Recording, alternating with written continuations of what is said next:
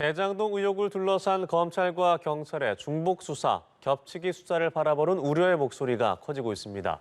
핵심 수사 대상자가 중첩되고 수사의 최종 목적지도 동일한 만큼 긴밀한 협력 체제부터 갖추는 것이 필요하다는 지적이 나옵니다. 김경목 기자입니다.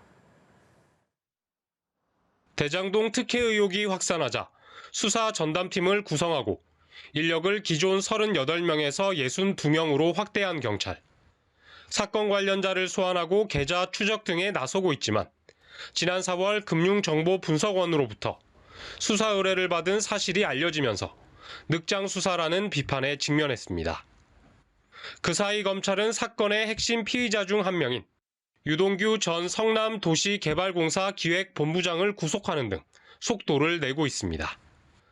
경찰은 검찰에 비해 수사가 미진한 이유가 확보한 자료량 때문이라고 해명했지만 당황하는 모습이 역력합니다.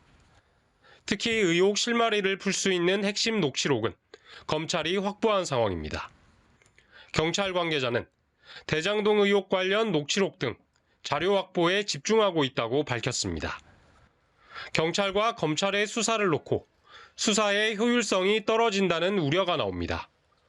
검찰이 먼저 사건 관련 압수수색을 진행한 상황에서 경찰의 단독 수사는 사실상 어렵다는 겁니다. 경찰도 검경 수사협의의 필요성을 내비치고 있습니다. 각자 지금 고발 사건 위주로 수사를 진행하고 있는 단계인데 수사 진행 경과에 따라서는 협의를 해야 될 상황이 올 걸로 생각합니다. 검찰도 수사기관 간 힘겨루기로까지 비춰질 수밖에 없는 현 상황이 부담스러울 수밖에 없습니다.